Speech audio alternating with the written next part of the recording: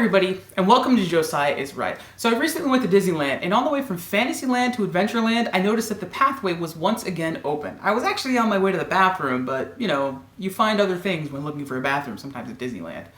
The path was actually opened up on June 8th. I was actually there originally on June 9th, so the day after it actually opened up. The path features a new really cool rock formation. You'll also see a barrier, and on the barrier there's a picture of not our future, but a long, long time ago in a galaxy far, far away.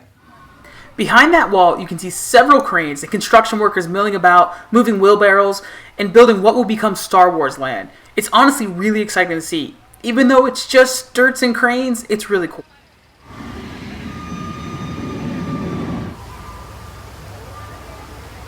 With all that, this is what we know so far. The expansion will cost over $1 billion and be 14 acres in size. It's huge.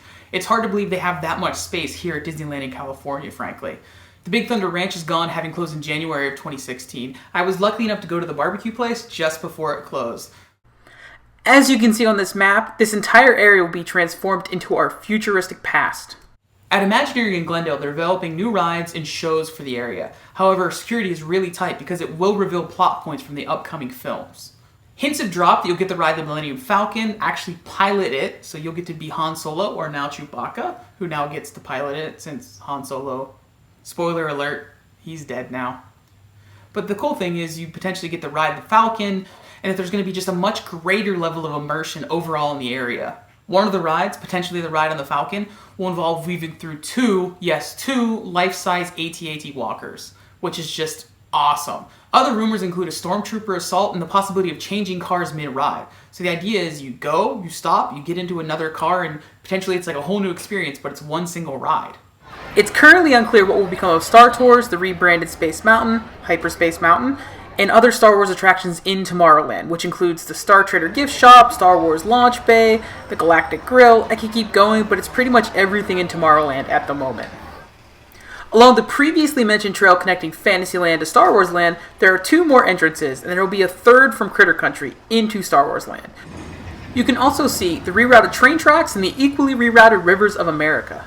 The big revelations will come at D23 next month, specifically July 14th through 16th, so next week actually.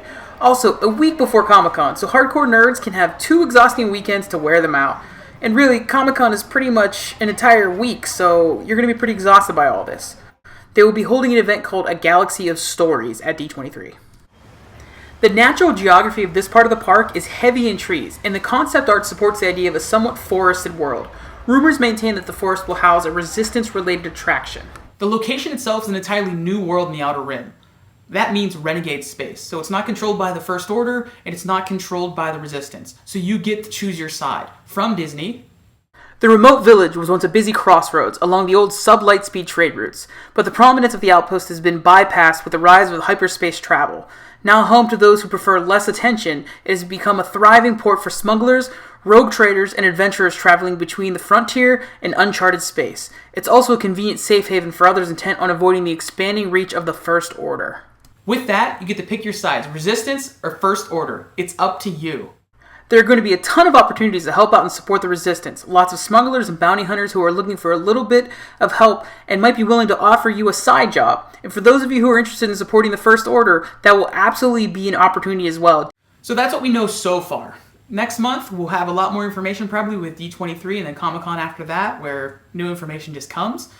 So, what are you looking for in Star Wars Land? What are you excited about that we know so far? Be sure to like, subscribe, and comment, and let me know what you think of Star Wars Land. Thank you guys, and remember, Josiah is right.